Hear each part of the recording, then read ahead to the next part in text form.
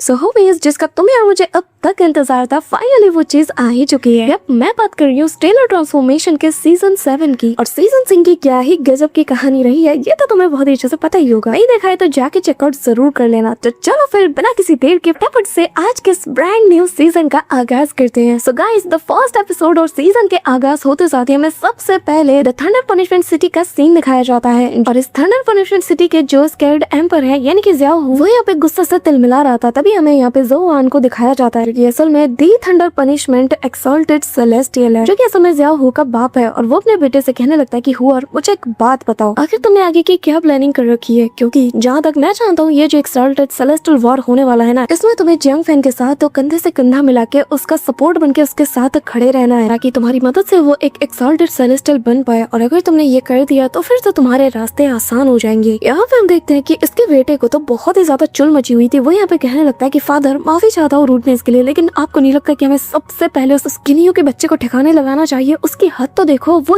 यहाँ तक आ गया है। मुझे मेरे सेकंड और थर्ड ब्रदर इन दोनों की मौत का बदला लेना ही है, और अगर हमें इसका बदला लेना है तो उसे ठिकाने लगाना ही होगा। ये सुनकर ज़ियाओ इनको काफी गुस्सा आ जाता है। वो कहने लगता है कि बिल्कुल चुप हो जा और अपनी बकवास बंद करो। जिसके बाद वो अपनी जगह से खड़ा हो जाता है, कहने लगता है कि एक्सॉल्टेड सेलेस्टियल के पैदा होने से पहले मेरे पास बस एक ही चांस है स्ट्राइक करने का। और चिंता मत करो, अगर इस एक्सॉल्टेड सेलेस्टियल के इस टाइटल के लिए किन्मो अगर अपना नाम दर्ज कराता है ना, ताकि इस टाइटल को हासिल कर पाए, तो मैं कसम खाता हूँ मैं उसके ट्रू स्पिरिट के ना ऐसे टुकड़े करूंगा कि उसके टुकड़े टुकड़े को मैं वापस से जोड़ूंगा और फिर मेरे लाइटनिंग ट्रिब्यूशन के जरिए से ना उसे टेम्पर करूंगा। और जिसके बाद ना वो कभी जिंदा रह पाएगा और ना ही कभी वो मर पाएगा। यहाँ पे हम देखते हैं कि इसकी बॉडी और उसके आसपास के एरिया में काफी ज्यादा थंडर एनर्जी भी गिरने लगती है, जिससे पता चलता है कि कितना ज्यादा ये गुस्से में है। अब तभी हमें उसी एक्सॉल्टेड सेलेस्टियल माउंटेन के बाहर का सीन दिखाया जाता है, जो कि एक रेड कलर के जायंट से एनर्जी बॉल के अंदर मौजूद था। इसी के साथ इसके बाहर 5 रे ऑफ लाइट्स को हम देख पाते हैं, जो कि वहाँ पे लैंड करते हैं। और जिनमें से एक थे हमारे हुआंग फू यू, जो कि असल में ईस्ट स्कैर्ड एम्परर है। इसी के साथ साउथ स्ट्रीम के जो सिटी गॉड किंग पुताई तो और उनका बेटा पुताई होंग, ये दोनों भी आ जाते हैं। साथ ही यहाँ पे जियांग फैन यानी कि मिस जियांगली का फादर भी आ चुका था। और जो माउंट ब्लेजिंग फ्लेम एम्परर है ना, वो भी इसका साथ देने के लिए, इसे सपोर्ट करने के लिए यहाँ पे आ चुके हैं। नाम है इनका शेंतुयान। अब इसी के साथ तो बाकी सारे लोग भी इनके सपोर्ट में आने लगते हैं, जिनमें फॉरेस्ट ओशन सिटी के जो स्कैर्ड एम्परर है यानी कि मुकिन, साथ ही scared emperor of light land city यानी कि दुआन मो युंग भी आ जाते हैं। इसी के साथ मिस तांगलान भी यहाँ आ चुकी थी, जो कि अकेली है। और इसके साथ जो पर्सन हमेशा मौजूद रहता है, जो कि मेरी फेवरेट है, वो यहाँ मौजूद नहीं थी। तो यहाँ पे तांगलान यानी कि जेल रिपल लेक के एम्परर, जिसके बाद जो हुआ और जोरैन, ये दोनों यहाँ आ चुके थे। अब जोरैन जो कि गॉड किंग बन चुका है, छाती चौड़ी करके यहाँ सभी को देखा जा रहा था, लेकिन अचानक से स्पेस में रिपल्स होते हैं और जो जोरैन का फादर है यानी कि जो हुआ, वो भी उसी ओर देखने लगता है, जहाँ एक एक करके दिग्गज आने लगते हैं, जिनमें अपना किन्मो, मिस जियांगली, मास्टर जी और बाकी सारे लोग एक एक करके एंट्री मारते हैं। और क्या इस किन्मो की ऑरा इतनी ज्यादा डेडलीस्ट थी, कैसे आते साथ अपनी ऑरा को वो चारों ओर एक्सपेंड कर देता है और सबको बता देता है कि मैं यहाँ पे किस लिए आया हूँ। देखने वाली बात ये थी कि उसके साथ गॉड यीफेंग, साथ ही गॉड ऑफ डेथ यानी कि जुओ क्यूलिन भी उसके साथ आ चुकी थी। यहाँ पे देखकर ही सभी लोग उसे रिकॉग्नाइज कर लेते हैं और साथ ही किन्मो को देखकर कहने लगते हैं कि अच्छा, तो ये किन्मो है मिस्ट सिटी का। यहाँ पे सबके होश उड़ चुके थे जब किन्मो को वो देखते हैं, क्योंकि इसका सिर्फ एक ही मतलब होता है कि किन्मो भी उस एक्सटर्नल सेलेस्टियल स्पिरिचुअल ट्रेजर को हथियाना चाहता है। इसी की वजह से तो वो यहाँ पे आया है, वरना क्यों आता। अब यहाँ पे जो बाकी सारे लोग थे ना, जो दूर दराज में मौजूद थे, जैसे किन्मो की ऑरा को फील करते हैं, उसे कांग्रेचुलेट करने के लिए आ जाते हैं। और आए है बेचारा को देखो यार, कितने सस्ते से कपड़े दे दिए। तो यहाँ पे जो बंदा था वो आगे आते हुए कहने लगता है कि गॉड किंग किन्यू, मैंने आपके बारे में बहुत कुछ सुन रखा है। सच में मुझे लगा नहीं था कि मैं इतनी जल्दी आपसे मिल भी पाऊंगा, पर जरा देखिए, आज मेरी इच्छा, बरसों पुरानी इच्छा पूरी हो गई। इसी के साथ ये लोग हंसी मजाक करने लगते हैं और मास्टर ली की नजर जाती है जियांग फैन के ऊपर यानी कि अपने भाई के ऊपर। और यहाँ बाकी सारे लोग भी आकर ना किन्मो को कंग्रेचुलेट करते, उसकी तारीफ भी कर रहे थे। तभी यहाँ प्याओ मियाओ गॉड किंग, जो कि ड्यूअल डोमेन आइलैंड की गॉड किंग है, वो यहाँ पे आ जाती है और किन्मो की तारीफ करते हुए कहने लगते हैं कि फाइनली मैंने जिसके बारे में इतना कुछ सुना था, मैं उससे मिल रही हूँ। जितना आपके बारे में मैंने सुन रखा था, आप उससे भी ज्यादा कमाल के हैं। अब तभी गुफा, जो कि एक और गॉड किंग है, वो भी यहाँ पे किन्मो को ग्रीट करता है। यहाँ पे किन्मो सभी से कहने लगता है कि आप सभी को इतना ज्यादा फॉर्मेलिटीज निभाने की जरूरत नहीं है, मैं एक ऑर्डिनरी पर्सन हूँ। तभी हम यहाँ पे ब्रदर दुआनमो को देखते हैं, जो कि यहाँ मन ही मन कहने लगता है कि ब्रदर किन्मो, अगर बात फेम की जाए ना, तो भी तुम्हारा कोई मुकाबला नहीं कर सकता। तुम इसमें काफी आगे निकल चुके हो। जितने भी यहाँ पे गॉड किंग के टाइटल को होल्ड करने वाले पर्सन है, सब के सब तुम्हारी ताकत से बहुत ज्यादा डरते हैं। यहाँ वो टेलीपैथी के थ्रू से ये सारी बातें भी बता रहा था, जो सुनकर किन्मो की नजर भी उस पर जाती है और वो कहने लगता है कि ब्रदर दुआनमो, आप मुझे शर्मिंदा कर रहे हैं। अब यहाँ पर आग लगने की स्मेल आती है और ये आग लगी थी यहाँ पे जोरैन के दिल में, जो कि किन्मो को देखकर अपने फादर से कहता है कि आपने देखा ना,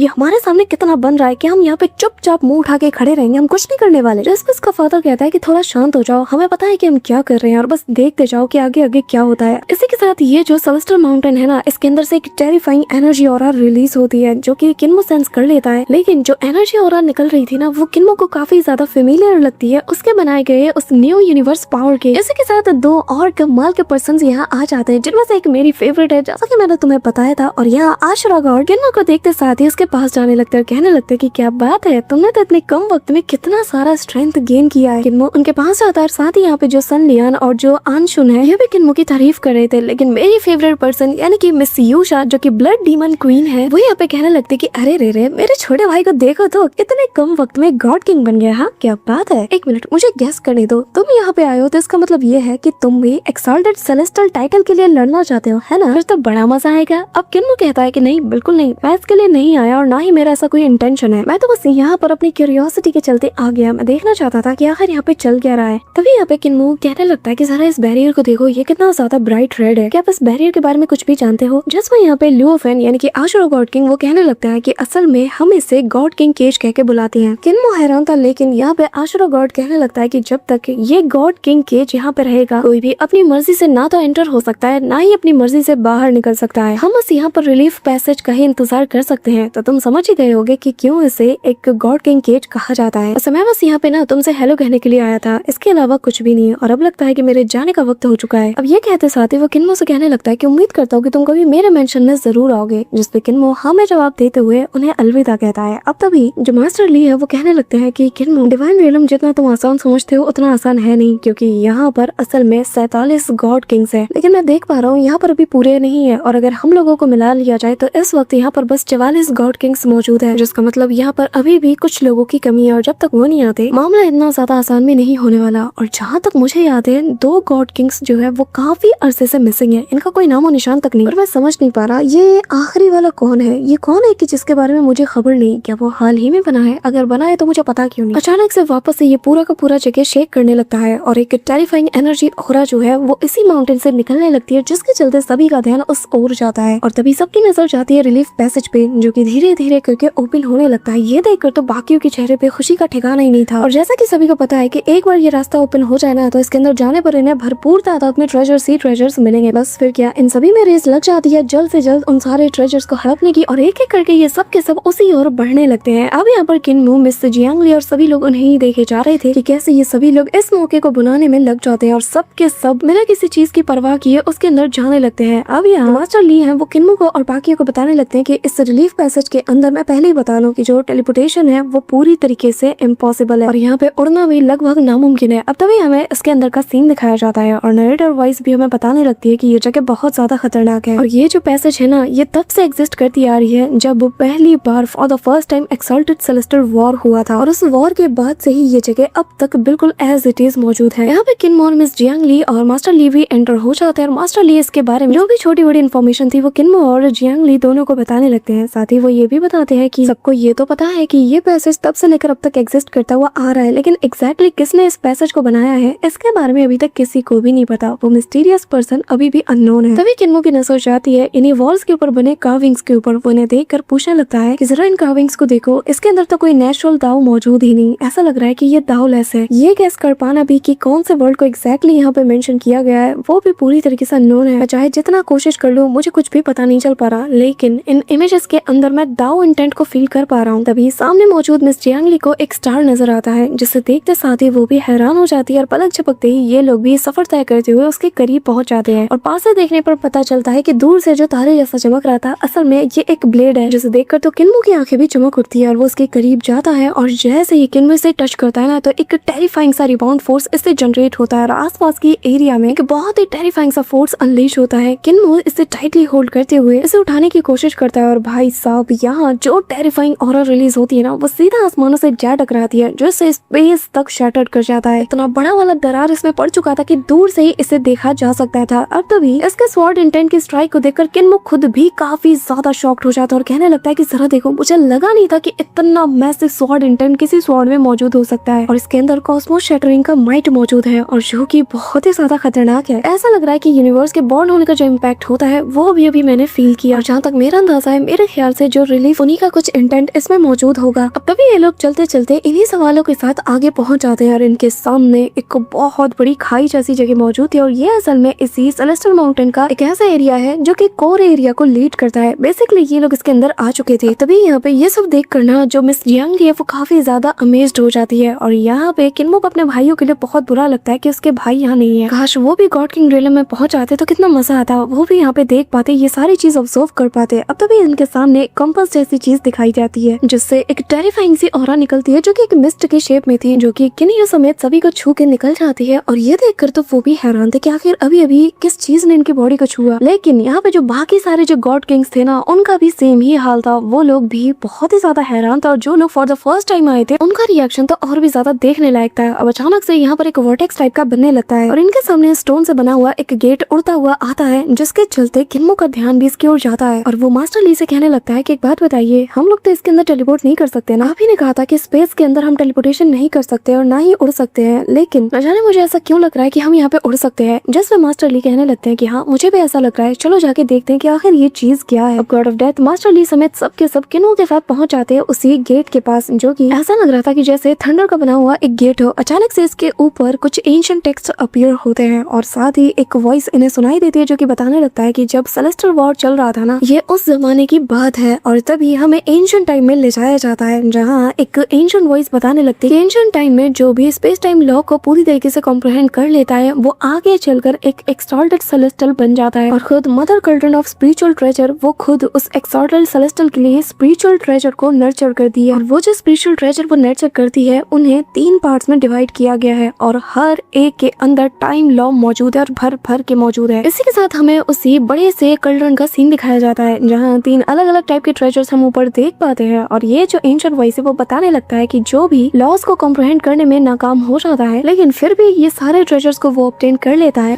फिर भी वो एक एक्सॉल्टेड सेलेस्टियल बन जाएगा और उसे एक ट्रू एक्सॉल्टेड सेलेस्टियल का दर्जा भी दिया जाएगा। यहाँ पे किन्नियो भी ये सुनकर बहुत ज्यादा हैरान हो जाता है कि क्या बिना उस पावर को कॉम्प्रिहेंड किए, उस लॉ को समझे हम फिर भी बन सकते हैं। पर मुझे तो लगता है कि इसे कोई भी कॉम्प्रिहेंड कर सकता है और बहुत ही कम वक्त में, जिसका मतलब ये है कि अगर एक एक्सॉल्टेड सेलेस्टियल बनना है तो बस उसके लिए एक और रास्ता बचता है और वो है, तभी मास्टर ली कहने लगता है कि हाँ, और वो है तुम्हें सबके रास्ते को बंद करना होगा और खुद सबसे पहले जाकर उस एक्सॉल्टेड सेलेस्टियल स्पिरिचुअल ट्रेजर को हासिल करना होगा। ये सुनकर किन्मो मिस जियांग ली की तरफ देखता है और कहने लगता है कि पर एक एक्सॉल्टेड सेलेस्टियल बनने के लिए बहुत बड़ी कीमत चुकानी पड़ेगी फिर, क्योंकि डिवाइन रियलम में फिर सारे के सारे गॉड किंग को तुम्हें अपना दुश्मन बनाना होगा और ऐसा करना बहुत ही ज्यादा रिस्की है, क्योंकि एक बार अगर हमने सबको दुश्मन बना लिया तो हमें अपनी आखिरी सांस तक सभी से फाइट करते रहना होगा और एक ऐसा ब्रूटल बैटल यहाँ चलता रहेगा जिसका जैसे कोई अंत ही नहीं। ये कहाँ से फायदे का सौदा हुआ। जिसमें मास्टर जी कहने लगता है कि तो तुम्हें क्या लगता है एक एक्सॉल्टेड सेलेस्टियल बनना इतना आसान है? हाँ नहीं, बिल्कुल नहीं। एक सेलेस्टियल बनना बहुत ही ज्यादा मुश्किल काम है, इसके लिए तुम्हें अपनी पूरी जी जान लगा देनी पड़ती है। तभी वो बताने लगते हैं कि पहले जब 9 नीदर गॉड किंग अकेले 10 लोगों से फाइट कर रहा था तब उसने सभी को बहुत ही अच्छी खासी टक्कर दी, लेकिन एट द एंड स्टिल वो फिर भी मारा गया और क्योंकि वो सभी में सबसे ज्यादा ताकतवर था फिर भी संख्या की तादाद में ये लोग ज्यादा थे और एक कभी 10 के आगे जीत ही नहीं सकता जब तक कि तुम्हारे पास इतना ज्यादा स्ट्रेंथ ना आ जाए कि तुम अकेले इन सबको हैंडल कर पाओ। अब तुम समझ ही गए होगे कि क्यों यहाँ पे इतने सारे लोग इकट्ठा हैं और एक सेलेस्टियल बनने के लिए यही सारे जो गॉड किंग्स है ना, ये तुम्हारी सबसे बड़ी चुनौती होने वाले हैं। लेकिन इस बार ये जो सभी लोग तुम्हें यहाँ दिख रहे हैं ना, अगर इनमें से आधे भी बच पाते हैं तो समझ लेना कि ये लोग बहुत ही ज्यादा खुशकिस्मत है, क्योंकि जो ब्रूटल बैटल की बात मैं कर रहा हूँ उसमें 90% लोग मारे जाते हैं। तभी पोइन इसकी तरफ देखते हुए कहने लगता है कि हाँ, इन्होंने बिल्कुल सही कहा। अब तभी यहाँ की जगह वापस से शेक करने लगती है, जिसके चलते इन सभी को पता चल जाता है, स्पेशली उन लोगों को जो कि इससे पहले आए हुए थे, कि बहुत बड़ी चीज होने वाली है। और तभी एक लड़की चिल्लाते हुए कहती है कि क्या इतनी जल्दी मदर कल्ड्रन इतनी जल्दी स्पिरिचुअल ट्रेजर्स को इमर्ज करने वाली है? यकीन नहीं होता कि हम इतने ज्यादा लकी निकले। अब यहाँ पे हम देखते हैं कि सामने जो स्टार जैसा दिख रहा था, जो कि कंपास का ऐसा लग रहा था पार्ट है, अचानक से वो रोटेट करने लगता है और ये असल में उस जायंट से जो कल्ड्रन है ना, उसका ऊपरी लिड है। इसी के साथ ये स्टार तेजी से रोटेट करने लगता है और इसके ऊपर जो एंशिएंट टेक्स्ट बने हुए थे ना, जो रून्स बने हुए थे, वो धीरे धीरे करके ग्लो करने लगते हैं और एक एक सर्कल पूरा हो जाता है। अगले ही पल वो आसपास की जितनी भी सक्शन फोर्स के जरिए से एनर्जीज होती है उन्हें ड्रेन कर लेती है और सामने ही पल भर में हमारे सामने वो जायंट सा एंशिएंट कल्ड्रन यानी कि मदर कल्ड्रन ऑफ स्पेशल ट्रेजर्स वो उभर के सामने आ जाता है, जो कि अपने अंदर से 7 कलर लाइट को इमिट करती है। यहाँ पे ये कल्ड्रन देखने में बहुत ही ज्यादा खूबसूरत लग रहा था। सभी लालची गॉड किंग्स की आंखें इसी पे सेट हो जाती है। तभी यहाँ पे लियार समझ आती है कि अब यहाँ से निकलने का वक्त आ चुका है और वो किन्नियो से कहने लगती है कि किन्नियो, हमें यहाँ से पहले निकलना होगा क्योंकि मुझे कुछ ठीक नहीं लग रहा। ये कहते हुए वो अपने बेली को सहलाने लगती है। तभी किन्मो कहता है कि ये जो सेलेस्टियल स्पिरिचुअल ट्रेजर है ये अगले 10 सालों के अंदर अपीयर नहीं होगा, तो हम तब तक थोड़ा इंतजार कर सकते हैं। एक बार हमारा बच्चा दुनिया में आ जाए फिर हम आकर इस नजारे को देखेंगे। जिसपे मास्टर ली भी कहते हैं कि हाँ ख्याल तो बहुत अच्छा है, तो चलो फिर हम यहाँ से निकलते हैं। और वैसे भी अभी हमारे पास बहुत वक्त है। अब किन्मो से ले जाने लगता है तभी मिसेस जियांगले की नजर अपने फादर पे जाती है जो कि उससे काफी दूर खड़ा था। वो उदास थी, अपने फादर से बात करना चाहती थी, लेकिन हालात काफी ज्यादा बदल चुके हैं। अब वो यहाँ से किन्मो समेत सभी के साथ जाने लगती है और जैसी वो चली जाती है उसके फादर की नजर उस पे जाती है और वो कहने लगता है कि किन्यो ये मत समझना कि मैं सब कुछ भूल चुका हूँ। एक बार मैं उस स्पिरिचुअल सेलेस्टियल ट्रेजर को ऑब्टेन कर लूँ ना और एक एक्सल्टेड सेलेस्टियल बन जाऊँ, तब मैं तुम्हें नहीं छोड़ूंगा किन्यो। और जिस कचरे को इस वक्त लियार कैरी कर रही है ना, मैं उसे भी पूरी तरीके से खत्म कर दूंगा। देखो देखो देखो सीजन 6 में अंकल जी को कितना सीधा दिखाया गया था। यहाँ पे हम देखते हैं कि जो जियांग फैन है ना वो बिल्कुल लालच में अंधा हो चुका था। उसे हर हाल में सेलेस्टियल बनना ही था और इसके लिए तो वो अपनी बेटी, उसके बच्चे और उसके हस्बैंड सभी को दांव पे लगा देता है। तभी यहाँ पे जोनान के फादर आ जाते हैं और कहने लगते हैं कि ब्रदर जियान फैन चिंता मत करो, सब कुछ ठीक हो जाएगा। इस वक्त तो तुम्हें बस फोकस करना चाहिए कि तुम कैसे जल्द से जल्द उन ट्रेजर्स को हासिल कर पाओ और बाकी सारी चीजें तुम मुझ पे छोड़ दो। और एक बार आप सेलेस्टियल बन जाओ ना तो वैसे भी लियार तो हमारी ही बहू बनेगी, है ना, तो हमें इतना गुस्सा करने की जरूरत नहीं है। अब अपने गुस्से को शांत कीजिए और चलिए यहाँ से निकलते हैं। अब तभी सीन शिफ्ट होता है और हमें इतने टाइम बाद हाउसी का सीन दिखाया जाता है जो कि यहाँ पे जीशिया के साथ मौजूद था और वो यहाँ से काफी दूर जा रहा था और फ्लावर आइलैंड की तरफ जाते हुए हाउसी से कहने लगता है कि जीशिया ये जो फ्लावर्स तुम देख रही हो ना ये सब के सब असल में फ्लावर आइलैंड से बिलोंग करते हैं, कितने ज्यादा खूबसूरत है, इन्हें करीब से देखना चाहोगी। जिसमें वो मान जाती है और जीशिया का हाथ पकड़ते साथ ही वो उसे उस फ्लावर गार्डन में ले जाता है। असल में जीशिया को ना अपना हाफी काफी ज्यादा पसंद करने लगा है। आफ्टर ऑल उसके दोनों भाइयों ने तो घर बसा लिया, अब उनके पास टाइम का है उसके साथ खेलने के लिए। बस फिर क्या, उसे भी कोई मिल गई और अब वो बस कैसे न कैसे करके उसे इम्प्रेस करने के चक्कर में है। इस दौरान वो जीशिया से काफी बातें करता है और तभी कहता है कि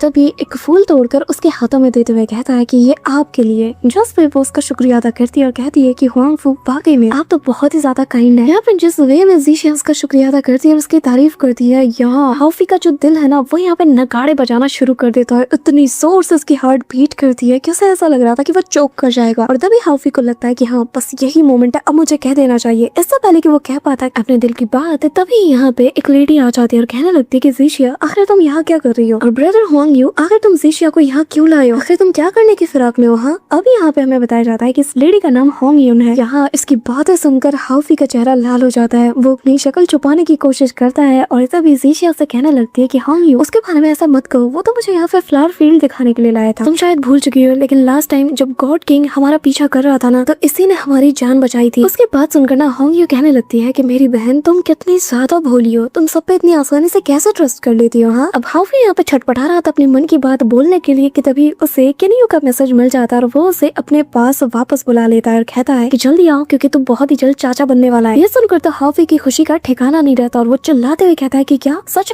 में बेटी हुई या बेटा कौन हुआ है। अब ये सुनकर जो जीशिया है वो कहती है कि क्या हुआ, सब ठीक है ना। जस्ट वो कहने लगता है कि लेडीज प्लीज मुझे माफ करो, आज का दिन बहुत अच्छा है, मुझे निकलना होगा क्योंकि मेरा जो बड़ा भाई है ना वो बहुत ही जल्द पिता बनने वाला है, यानी कि मैं चाचा बनूंगा, इसलिए मुझे निकलना होगा और मैं आपसे बाद में आके मिलूंगा, ठीक है। जिस पर जीशिया कहने लगती है कि जो पैलेस मास्टर है ना उन्होंने ऑर्डर दिया है कि हमारे मेंशन के बारे में किसी भी आउटसाइडर को कभी पता ही ना चले। जिस पे हाफी समझ आता है और वो कहने लगता है कि चिंता मत करो, मैं किसी को कुछ भी नहीं बताऊंगा और ना ही तुम्हें इस जगह के बारे में फिक्र करने की जरूरत है, तुम आराम से अपने घर जाओ, अगर फ्यूचर में कभी हमारा मिलना लिखा होगा तो हम जरूर मिलेंगे। ये कहते हुए वो यहाँ से चला जाता है और उसे देख कर ना जीशिया उसे रोकने वाली थी, पर तभी यहाँ पे इसकी सिस्टर कहती है कि तुम पागल हो एक नंबर की और दोबारा ऐसे बिना बताए कहीं पे निकल मत जाना। जिस पे वो कहने लगती है कि पर होंग यू ऐसा नहीं है। जिस पे उसकी बहन कहने लगती है कि एक बात जान लो अच्छे से, होंग यू उसका असली नाम नहीं हुआ तो, और वैसे भी मैंने तो आज से पहले कभी भी ऐसे पर्सन के बारे में नहीं सुना जिसका नाम होंग यू है, हमें थोड़ा केयरफुल रहना होगा और हाँ ज्यादा उसके करीब जाने की कोशिश मत करना। ये सुनकर तो उसे और ज्यादा बुरा लगता है लेकिन वो मनी मन उस फ्लावर को देखते हुए कहने लगती है कि होंग यू उम्मीद करती हूँ कि हम दोबारा जरूर मिलेंगे। इसी के साथ सीन शिफ्ट होता है और हमें किन्मो के मेंशन का सीन दिखाया जाता है जहाँ पर किन्मो का फादर ऑलरेडी मौजूद था यानी कि किंदाई, और उससे भी अब सब्र नहीं हो रहा था क्योंकि बहुत ही जल्द वो भी दादा बनने वाला है और कहता है कि न जाने आखिर इतना वक्त क्यों लग रहा है, अब तक तो उसे आ जाना चाहिए, सब कुछ ठीक तो होगा ना। यहाँ पे किन्मो समेत उसके दोनों भाई किन जेंग और जो किन फेंग है ये दोनों भी मौजूद थे और किन्मो वो काफी ज्यादा फ्रस्ट्रेट हो चुका था और ये 15वीं बार है जब वो अंदर जाने की कोशिश करता है और कहता है कि मुझे जाके एक बार चेक करने दो, मुझे लियार की फिक्र हो रही है। तभी उसके भाई इसे रोक लेते हैं और कहने लगते हैं कि किन्मो तुम ऐसी सिचुएशन में नहीं जा सकते, पर तभी बच्चे के किलकाने की आवाज से चारों और सुनाई देती है सभी को। यहाँ आसमान में एक ब्राइट रोशनी इमिट होती है और वहीं से इस बच्चे के किलकारी की आवाज आती है। वो रो रहा था और सभी का ध्यान सीधा उसी ओर जाता है। अब तभी किन वो हाफते कांपते हुए सीधा रूम की ओर दौड़ता है जहाँ बाइलिंग उसे नजर आती है। वो कहने लगता है कि बाइलिंग बताओ कैसी है लिया, जिसपे वो कहने लगती है कि आराम से पहले सांस तो लो, चिंता मत करो, सिस्टर और उसका बेटा दोनों बिल्कुल ठीक है। यह सुनकर किन्मो समेत सभी के चेहरे में एक बहुत बड़ी सी स्माइल आ जाती है। चारों ओर खुशी का माहौल था कि किन्मो को एक बेटा हुआ है और दोनों सेफ है। किन्मो इमीडिएटली लियार से मिलने के लिए पहुंच जाता है। तभी किंडाई जो कि दादा बनने के बाद इतना ज्यादा खुश था कि जितना तो ये अपनी शादी में भी नहीं हुआ था, और खुशी के बारे कहने लगता है कि मेरा सबसे छोटा बेटा फाइनली आज पिता बन चुका है। इसी के साथ किन्मो सीधा लियार के रूम में पहुंच जाता है जहाँ लियार की गोद में उसका बच्चा मौजूद था और जो कि दिखने में इतना क्यूट लग रहा था कि कहीं से भी ये 1 घंटे का बच्चा तो लगता ही नहीं है, और वो भी इतना बड़ा। अब किन्मो से जाके प्यार करता है। तभी लियार कहती है कि बताओ आखिर हम इसका नाम क्या रखें। यहाँ पर उस बेबी के ना इतनी अडोरेबल आइज को देखकर किन्मो स्माइल करते हुए कहता है कि आज से हम हमारे बच्चे को किन्सी बुलाएंगे। हाँ भाई वाह, मानना पड़ेगा, चुन के नाम निकाला है इससे। यहाँ पे किन्सी नाम सुनते साथ ही इस लियार को कुछ याद आता है और वो स्माइल करते हुए कहने लगती है कि किन्सी, मेरा बेटा किन्सी, कितना प्यारा नाम है ना ये। तभी किन्सी भी उसे देख के स्माइल करता है। अब तभी लियार बताने लगती है कि ये इतने सालों से मेरे पेट के अंदर मौजूद था, न जाने इसके अंदर ऐसी कौन सी बात होगी जो कि इसे बाकी बच्चों से अलग बनाएगी। और किनियो, एक चीज तुमने नोटिस की,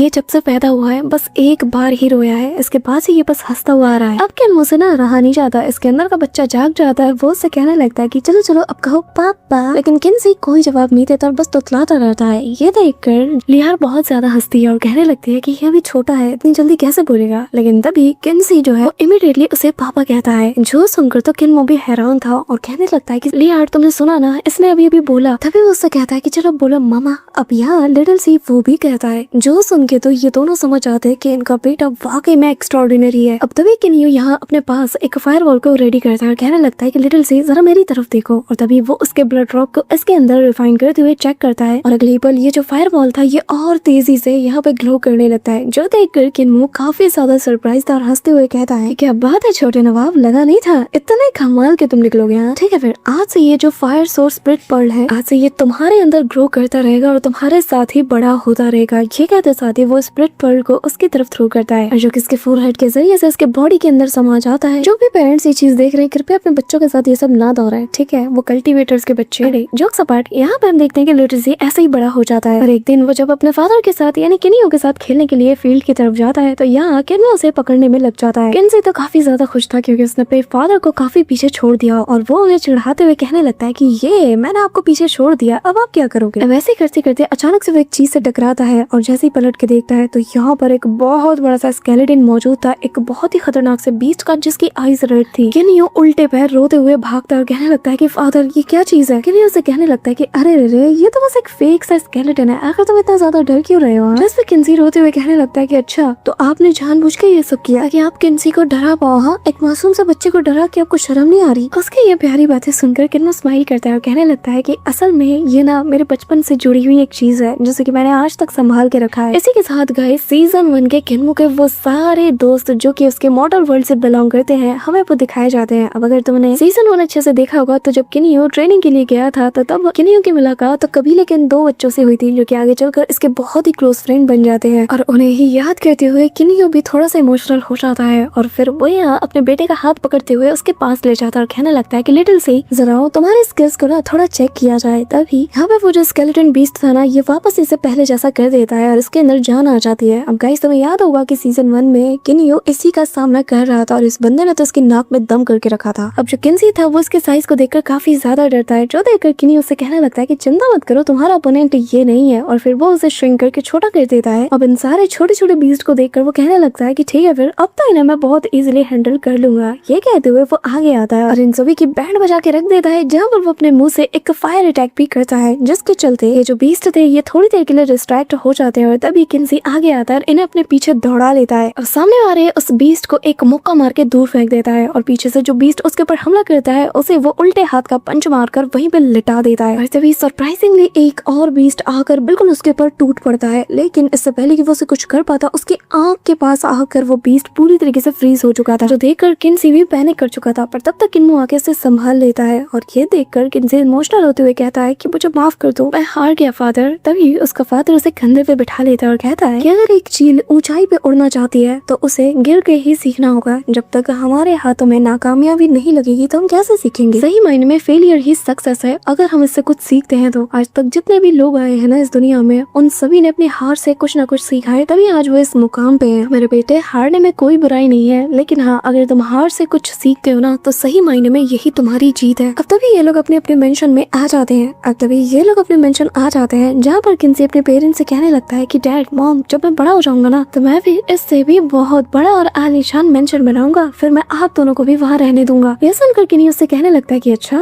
तुम एक मेंशन बनाओगे, तो बताओ आखिर किस टाइप का मेंशन तुम बिल्ड करने वाले हो। जिस पे वो कहता है कि अरे आपको पता नहीं है, मैं इससे बहुत बड़ा मेंशन बनाऊंगा। नहीं, बहुत बड़ा, मेरा मतलब बड़े से बड़ा बनाऊंगा, एक बहुत बड़ा सा पर्पल मिस्ट्री मेंशन। ये कह के वो काफी ज्यादा खुश होता है। तभी यहाँ लियार उसके फोरहेड पे किस करते हुए कहती है कि हाँ, मुझे पूरा यकीन है कि तुम जरूर करोगे। अब तभी यहाँ पर एक तेज रोशनी छा जाती है जिसके चलते किन्मो लियार सभी का ध्यान उस ओर जाता है और हवा में हमें यहाँ पे 6 पंखों वाला एक इंसान नजर आता है जो कि और कोई नहीं बल्कि एक सेलेस्टियल है और इन्हें the floating feather exalted celestial कहा जाता है। जो कि यहाँ आते साथ ही किन्यो और लियार को देखकर बहुत ही ज्यादा खुश था और कहने लगता है कि काफी दिनों बाद मिल रहे हैं। अब तभी अचानक से हवा में एक और ब्लैक होल बनता है जिसके ऑरा को फील करके तो यहाँ पे किन्मो को भी थोड़ा सा डर लगता है और वो कहने लगता है कि आखिर इस वक्त तो कौन आ गया और दूसरा पर्सन कौन। तभी यहाँ एक ब्लैक रॉब पहने हुआ एक मिस्टीरियस सा पर्सन अपीयर होता है जो कि असल में सेकंड ग्रैंड मिस्ट कंट्रोलर है जिनका नाम लिन मैंग है और जो कि आते साथ ही यहाँ पर अपने लिन मैंग कॉस्मोस को क्रिएट कर लेते हैं, जो देखकर तो किन्मो भी पूरी तरीके से अमेज्ड हो चुका था। यहाँ पे सीनियर लिन मैंग जैसे जैसे कदम बढ़ाते हैं ना तो यहाँ का स्पेस पूरी तरीके से फ्लक्चुएट करने लगता है। ये देखकर तो किन्मो भी शॉक था और कहने लगता है कि जरा इनका ऑरा देखो, इनकी ऑरा से हमारे आसपास का स्पेस इतनी बुरी तरीके से फ्लक्चुएट कर रहा है, पर ना जाने क्यों ये ऑरा मुझे बहुत ज्यादा फेमिलियर लग रही है, बिल्कुल ऐसी ऑरा जो कि मैंने उस रिलीफ पैसेज के अंदर फील किया था। अब यहाँ पे लिन मैंग जो है वो अपना रॉब हटाता है और इनके सामने आ जाता है और अपना लिटिल सी यानी कि किन्सी वो तो यहाँ पे अपनी माँ के पीछे छुप चुका था। यहाँ पे ब्रदर लिन मैंग अपना इंट्रोडक्शन देते हैं और तभी किन्मो और लियार दोनों से रिस्पेक्ट देते हुए ग्रीट करते हैं और तभी जो ब्रदर फ्लोटिंग फेदर है वो आगे आते हैं और कहने लगते हैं कि किन्यो, आज मेरे मास्टर खुद आए हैं तुम्हें पर्सनली कंग्रेचुलेट करने के लिए और हाँ, तुम्हारे बेटे से मिलने के लिए ना मैं और मेरे मास्टर दोनों ही काफी ज्यादा एक्साइटेड है। यहाँ पे एक सेलेस्टियल के मास्टर का सुनकर ना किन्मो भी शॉक्ड हो जाता है। तभी यहाँ पे जो एल्डर लिन मैंग है वो किन्मो से कहने लगता है कि चिंता मत करो, मुझे एल्डर वेल्डर कहने की जरूरत नहीं है। अगर तुम्हें सेकंड ब्रदर सही लगे, अगर तुम सही समझते हो तो तुम मुझे बस अपना सेकंड ब्रदर कह के बुला सकते हो। ये सुनकर तो किन्मो को बहुत अच्छा लगता है। वो उनसे मिस लियार और अपने बेटे किन्सी दोनों को इंट्रोड्यूस कराता है। अब किन्सी को देखकर ब्रदर लिन मैंग कहने लगता है कि अरे वाह, ये तो बड़ा प्यारा है। ये कहते हुए वो उसके फोरहेड की तरफ एक एनर्जी पर्ल को थ्रो करते हैं और जिसके चलते उसके आसपास एक ऐसी स्पिरिचुअल फायर लग चुकी थी जिसके चलते किन्सी के बॉडी के अंदर मौजूद वो जो फायर सोर्स स्पिरिट पर्ल था ना वो काफी हद तक एनहेंस हो चुका था और पलक झपकते ही वो पूरी तरीके से रिफाइन भी हो जाता है, जो देखकर मिस लियार भी शॉक्ड हो जाती है। और तभी यहाँ पे वो अपने पास से एक स्पेयर को बाहर निकालते हुए कहने लगते हैं कि ये मेरी तरफ से मेरे प्यारे से भतीजे के लिए एक छोटा सा गिफ्ट। यहाँ पे एक फर्स्ट ग्रेड के ट्रेजर को देखकर किन्मो खुद भी शॉक्ड हो जाता है और कहने लगता है कि ये तो एक फर्स्ट क्लास का ग्रैंड मिस्ट ट्रेजर है। जिस पर ब्रदर लिन मैंग कहने लगते हैं कि चिंता मत करो, ये बच्चे के लिए खेलने की चीज जैसा है और हाँ, मेरे पास तुम्हारे लिए एक और अच्छी खबर है और पता है वो ये कि बहुत ही जल्द तुम्हें दूसरा बच्चा भी होने वाला है। और क्या है ना, फ्यूचर प्रोटेक्ट करना मेरे लिए बहुत आसान है। अब तभी यहाँ पे लियार कहने लगती है कि फिर तो इसका मतलब ये है कि हमारा नन्हा लिटिल सी अब बहुत ही जल्द एक बड़ा भाई बन जाएगा। जिसमें वो भी कहता है कि हाँ, फिर मैं उसको ना अपने सारे टॉयज दे दूंगा और उसे बहुत प्यार करूंगा। जिसके बाद वो अपने डिसाइबल से कहता है कि मैं ब्रदर किन के साथ थोड़ा वक्त बिताऊंगा, उसके बाद मैं लौट आऊंगा, तुम जाओ तो यहाँ से जा सकते हो। अब गाइस, जैसा कि मैंने तुम सबको बताया कि जो सीनियर लिन मैंग है ये असल में सेकंड ग्रैंड मिस्ट कंट्रोलर हैं और इन्होंने भी बिल्कुल एक ऐसा यूनिवर्स को क्रिएट किया है जैसे कि अपने किन्मो ने पिछले सीजन में एक यूनिवर्स को बनाया था। और जो कॉइलिंग ड्रैगन यूनिवर्स को तुम देख रहे हो ना, जिसमें यूलान कॉन्टिनेंट का सीन दिखाया जाता है, तो असल में उस यूनिवर्स को इन्होंने ही क्रिएट किया। क्या तुमने अभी तक कॉइलिंग ड्रैगन नहीं देखा? हद है यार, क्या कर रहे हो तुमने? कॉइलिंग ड्रैगन जैसी सीरीज कैसे छोड़ दिया? अगर तुम थ्रोन ऑफ स्टील के फैन हो तो तुम इसे छोड़ ही नहीं सकते। इस वीडियो को देखने के बाद उस सीरीज को जरूर चेकआउट कर लेना। जी, मैंने ऑलरेडी एक्सप्लेन करके रखा है, बस तुम्हें जाके ढूंढने की देर है। इसी के साथ हमें थोड़ी देर बाद का सीन दिखाया जाता है जहाँ किन्मो की तारीफ करते हुए यहाँ पे उससे कहने लगता है कि मानना पड़ेगा, तुम्हारा बनाया गया वो जो ब्लैक होल रियलम है ना, वो ट्रूली रिमार्केबल है और ये बिल्कुल डायरेक्टली मेरे ग्रैंड मिस्ट स्पेस से लीड करता है। ऐसा लग रहा है कि जैसे दोनों एक दूसरे से कनेक्टेड है। ये सुनकर तो किन्मो खुद भी हैरान था और कहने लगता है कि सेकंड ब्रदर, मुझे लगा नहीं था कि आपको मेरे इस न्यू यूनिवर्स के बारे में इतना कुछ पता होगा और उसके सीक्रेट्स का भी। अब ऐसे ही जब चाय पे चर्चा हो रही थी तभी यहाँ किन्नी उससे पूछने लगता है कि इस सीनियर ब्रदर, आपको क्या लगता है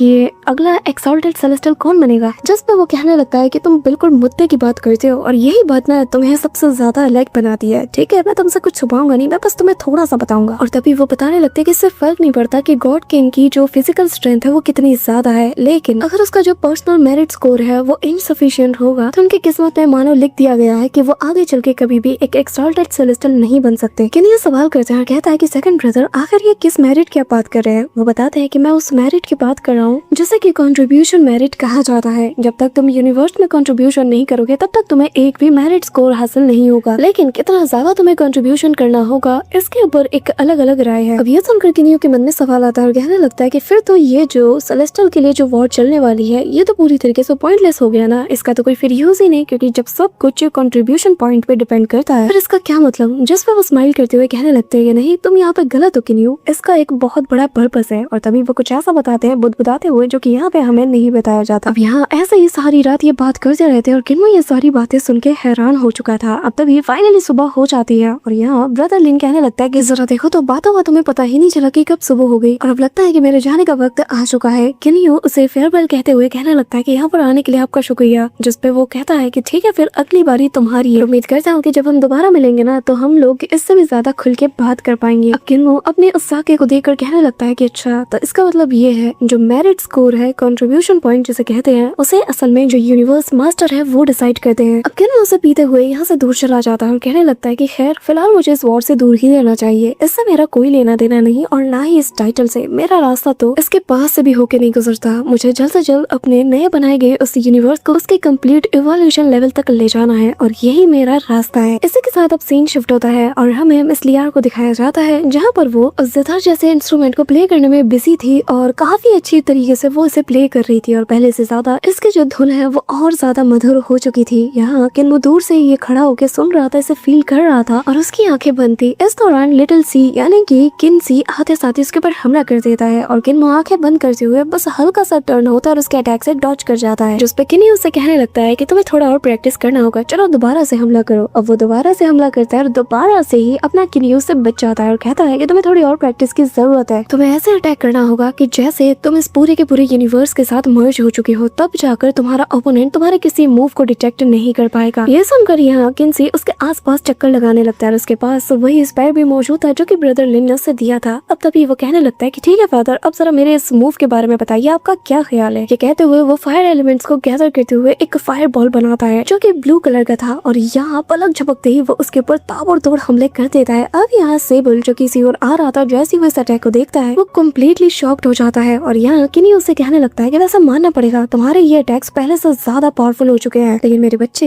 इसे और ज्यादा परफेक्शन की दरकार है क्योंकि इसमें अभी भी मैं काफी सारे फ्लॉज देख पा रहा हूँ। अब किन्सी इसके पास आकर उसके ऊपर स्पेयर से हमला करता है लेकिन किनियो बहुत इजीली उसके अटैक से डच कर जाता है। अब ये बाप बेटे फाइट कर ही रहे थे, इस दौरान किन्सी जो था ना वो अपना एक काफी डेडलीस्ट अटैक उसके ऊपर करने के लिए प्रिपेयर हो जाता है, जहाँ वो एक ब्लू फायर फिनिक्स को समन करते हुए इसकी फुल पावर को अनलीश करने लगता है और कहने लगता है कि फादर अब जरा इसे देखिए और मुझे बताइए कि आखिर इसके बारे में आपका क्या कहना है। अब यहाँ पे वो जो फायर फिनिक्स था वो आसपास चक्कर काटते हुए किन्मो के ऊपर हमला करने के लिए टूट पड़ता है। किन्मो जो कि उसकी तरफ चुपचाप खड़ा होकर देख रहा था, जैसे वो उसके इनफ करीब पहुंच चुका था वो अपना हाथ उठाते साथ ही बिल्कुल उसके ऐसा ना चिन पे दे मारता है और मार के ऐसे उसे पूरी तरीके से डिस्ट्रॉय कर देता है। इसी के साथ लियार वो भी अपनी म्यूजिक को बंद कर देती है। तभी सेबल ये नजारा देखकर कहने लगता है कि क्या बात है। तभी यहाँ पे किनियो अपने बेटे की तारीफ करते हुए कहने लगता है कि तुम्हारा अटैक बहुत ही लाजवाब था और मैं सिर्फ तुम्हारी तारीफ नहीं करना चाहूंगा, मैं बताना चाहूंगा कि आखिर तुम इसे और ज्यादा परफेक्शन लेवल तक कैसे ले जा सकते हो, तुम्हें अपने माइंड को और ज्यादा फोकस करना होगा। ये सुनकर किन्सी कहने लगता है कि फादर मैं आपकी हर राय को अपनाना चाहता हूँ और इसीलिए मैंने फैसला किया है कि मैं आपके जितना स्ट्रॉन्ग बनूंगा, इसलिए मैं आपसे रिक्वेस्ट करना चाहता हूँ प्लीज मुझे बाहर जाने दीजिए ताकि मैं एक्सपीरियंस को गेन करूँ। यह सुनकर किन्मो स्माइल करते हुए उससे कहने लगता है कि ठीक है फिर, क्योंकि अब तुम्हारी जो पावर लेवल है, जो स्ट्रेंथ है वो एक हेवन डाइटी के इक्वल है, तब तुम यहाँ से बाहर जा सकते हो। जिस पे तो किन्सी काफी ज्यादा खुश हो जाता है, लेकिन किनी उससे कहने लगता है कि पहले अपनी मदर से जाके पूछो। अब सेबल वहाँ पे आ जाता है, किन्सी से हाई फाई करते हुए सीधा अपनी मदर के पास पहुंच जाता है। अब यहाँ किनी अपने भाई से कहने लगता है कि सेबल क्या बात है, आखिर तुम इस वक्त यहाँ क्या कर रहे हो? जिस पर सेबल उससे कहने लगता है कि भाई क्या तुमने नोटिस किया, हमने हाफी को काफी वक्त से नहीं देखा है, तो तुम जानते हो कि आखिर वो कहाँ है? सच कहूं तो मुझे उसकी बहुत ज्यादा फिक्र हो रही है। ये सुनकर किनी उससे कहता है कि चिंता मत करो, एक बार मुझे देखने दो। और तभी वो अपने डिवाइन सेंस को चारों डायरेक्शन में एक्सपेंड कर देता है और उसका डिवाइन सेंस पलक झपकते ही पूरे एरिया एरिया को कवर कर चुका था और उसे पता चलता है कि उसका भाई हाफी इस वक्त यहाँ से काफी दूर ब्लड सी एरिया में मौजूद है। इसी के साथ सीन शिफ्ट हो जाता है और हम ब्लड सी एरिया को देख पाते हैं, जहाँ हमें हाफी नजर आता है जो कि ज़ीशिया का पीछा कर रहा था और उसे कहने लगता है कि प्लीज मेरी बात सुनो, आखिर तुम कहाँ जा रही हो और मुझसे दूर क्यों भाग रही हो, ये मैं हूँ होंग यून। यहाँ पे ज़ीशिया उसकी किसी बात का जवाब नहीं देती। तभी उसकी बहन कहने लगती है कि मैं उसे डिस्ट्रैक्ट करने की कोशिश कर रही हूँ, तुम यहाँ से दूर जाओ, जिसपे वो मान जाती है और उसकी जो सिस्टर थी वो यहाँ पे हाफी का रास्ता रोकने के लिए उस पर हमला कर देती है। यहाँ पे होंग यून उसके ऊपर काफी सारे हमला कर देती है, जिसके चलते हाफी को भी समझ नहीं आता कि आखिर ऐसा ये क्यों कर रही है। वो उसे बार बार कहता है कि होंग यून क्या कर रही हो। अब यहाँ वो उसके टेंटिकल से बचते हुए जैसा तैसे करके ज़ीशिया के पीछे जाने लगता है, लेकिन तभी वो वापस इसका रास्ता रोकने के लिए अपने टेंटिकल्स के जरिए से उसके हाथ पैरों को बाइंड करते हुए उसे रोकने लगती है, जो देखकर ना अब यहाँ हाफी की सटक जाती है और वो उससे कहने लगता है कि देखो मैं आखिरी बार कह रहा हूँ होंग यून, मेरा पीछा छोड़ दो और अगर तुम नहीं रुकी ना कसम से बता रहा हूँ बहुत बुरा हो जाएगा और दोबारा मुझे कहना मत कि आखिर मैंने ऐसा क्यों किया। कहते हुए वो उससे अपना पीछा छुड़ा लेता है। अब यहाँ होंग यून भी जानती है कि अगर उसने अपनी हद पार की तो हाफी फिर उसे छोड़ने नहीं वाला। अब तभी वो यहाँ पे सीधा पहुंच जाता है ज़ीशिया के पास और उससे पूछने लगता है कि बताओ आखिर क्या हुआ, तुम मुझसे दूर क्यों जा रही हो, आखिर क्या हुआ, तुम मुझसे बात क्यों नहीं कर रही हो। जिस पे ज़ीशिया उससे नजरें छुपाते हुए जाने लगती है, जिस पे वो उसका रास्ता रोकता है और कहने लगता है कि ज़ीशिया यार बताओ, मैं परेशान हूँ, मैं मेरे जाने से पहले सब कुछ ठीक था, तो आखिर क्या हो गया जब मैं वापस आ गया हूँ, आखिर ऐसी कौन सी बात हो गई, मुझसे क्या गलती हो गई कि तुम मुझे अवॉइड कर रही हो, हाँ और मुझे इग्नोर भी कर रही हो, बताओ ना क्या बात है। लेकिन हम देखते हैं कि ज़ीशिया उससे कुछ नहीं कह पाती, बस उससे नजरें चुराते हुए इतना कहती है कि होंग यू प्लीज मेरा पीछा करना छोड़ दो और जितना जल्दी हो सके इस जगह को छोड़ दो और कभी भी